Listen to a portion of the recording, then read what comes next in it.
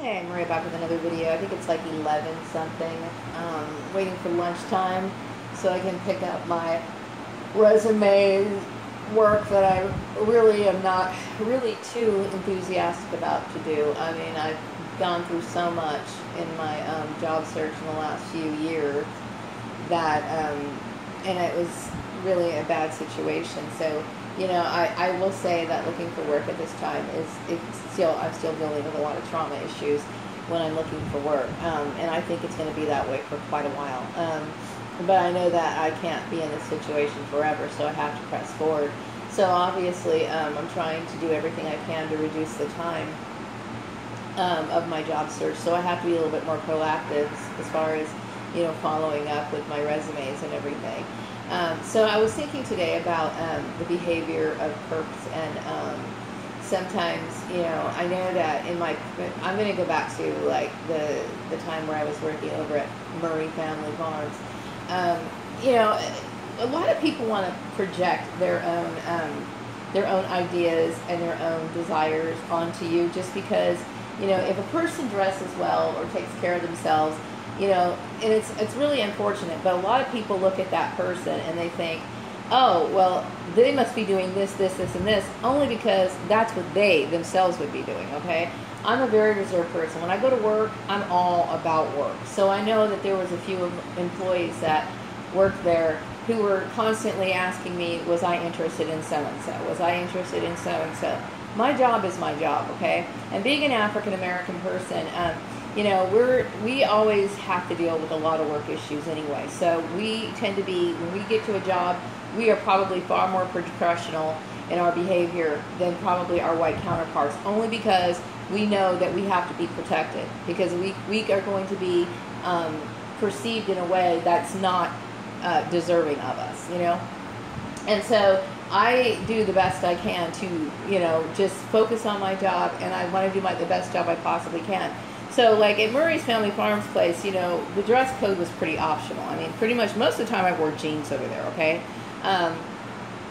But still, I was still dealing with these stupid people, oh, do you like this guy? Do you like this guy? Or isn't he cute or whatever? And I don't have time for that. I don't. I don't have time to put my job in jeopardy over stuff at work. So my job is always going to be taken seriously. I'm not going to waste time doing that sort of stuff. So then when I left Murray Family Farms, all of this bullshit was going on in town.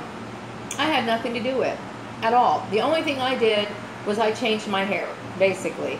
And so it's basically kind of, in my way, in some ways, it's a form of racial harassment, because if you're constantly focusing in on what a person's doing on a continual basis, it's not only racial, but it's also sexual harassment. So I find it very offensive. These are very personal issues that I have to take care of on my own, and it's not something that needs to be like, exploited, or mentioned, really. So I get very irritated by being dragged into stuff that doesn't really concern me, okay? And also, I would say that I understand that most people, they have a way about them. I mean, if you're a part of the predominant culture and predominant society as to where you're accustomed to, the outside influences that the majority of people, kind of apply their life to, or they kind of follow into, then I'm not, it's very unlikely that I'm going to be drawn to those sort of individuals, okay? And what I mean by that is like people who are constantly clustering in groups, gossiping. That is something that I don't want to have anything to do with. I don't like the mainstream mindset. So, I mean, I'm very selective about who I'm going to be drawn to. So I basically got drawn into a situation that I never asked for at all. I mean, like I said, and minding your own business is almost like, I wasn't really aware of what was going on at the time, but I will say that, when you're minding your own business and you're taking care of your own things, that doesn't seem to even register in their mind, because they still somehow want to impose their bullshit on you, and that's what irritates me the most, and then somehow or another, when I was working at organized sports, I'm sorry, flourishing art. I hold Alita Collins. I'm going to hold her responsible because I feel as though since she was the owner of that company, and Mary Landucci took it upon herself to do things that were outside of the employment guidelines. Yeah, I'm holding her 100% responsible. Along with other people, that would be Steve Murray and everyone else, who works outside of employment guidelines to behave in a way that's completely inappropriate. My work is extremely important to me. That's my only source of income. And to, accuse me of things that they have absolutely no proof of, no evidence of. I mean, and I've never behaved in a way that would even indicate that I was even a part of any weird lifestyle or anything like that. So then the religious aspect of it is basically used to cover up whatever agenda they have. Because I can tell you one thing right now, I have very little activity in my life. Like I said, I'm a go to work, come home type person. So I was talking today to somebody about how, the behavior of perpetrators is always consistent. Like I dealt with the CPA, who basically is in the wrong. I mean, he got involved, I believe, in the religious aspect of it.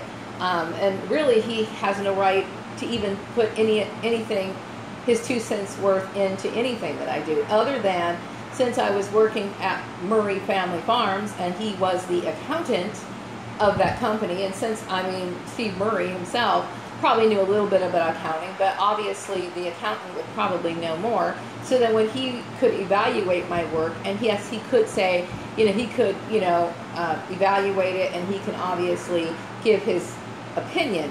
Or if for example, if he thought I should do something this way or whatever, he could put input that way. But as far as my overall employment or anything that relates to me, he's in the wrong. Period. He has no right to, even say anything about me outside of work. That particular job, okay? But yet somehow or another, these people want to latch on, and it's like, it's inappropriate. You know what I mean? Stay the fuck away from me. So basically, when I'm sitting here letting him know that he's in the wrong, his behavior comes back as explosive. I do one more time, I'm going to sue you.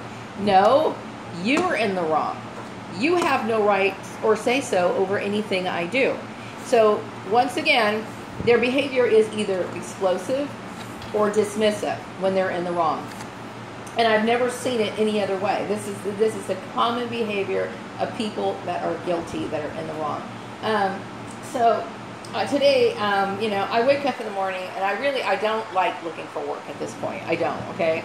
Because of everything that's happened to an innocent person that didn't deserve it. And I sit there and I look at the job requisition and I try to, tailor my resume. And I will tell you that there's a lot of anxiety that comes over me just to do something that everybody else does without any problems. You know what I mean? Nobody else experiences the problems in their work life except for me. That is wrong, okay? I should be the first person hired. Why? Because I have strong work ethics. I'm extremely, healthful, useful, and I have skills that the employer can utilize, and I create a harmonious environment, okay? With the exception of course, outside intrusion and people who are, conjuring up sort of issues that relate to harassment. I am the ideal when it comes to hiring somebody. So I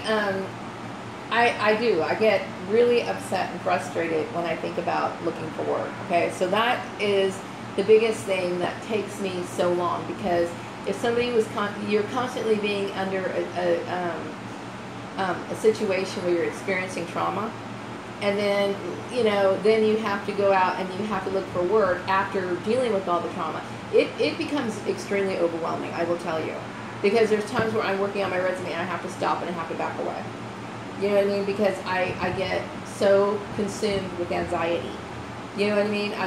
It's anxiety inducing, but what can I do? Okay? Because really, I don't want to sit here and have to worry about getting unemployment. My unemployment isn't even the full amount that I should be receiving, because usually I think the full amount is like $450 a week. I'm getting a little slightly less than that, only because the job that I worked didn't make enough money. And that that quarter period, I guess, that they use to determine your benefit amount. And then, and that puts me in a very awkward situation. So that's one of the reasons why I resented the intrusion of my work life, because I'm the one who's constantly suffering for something that I had nothing to do with at all.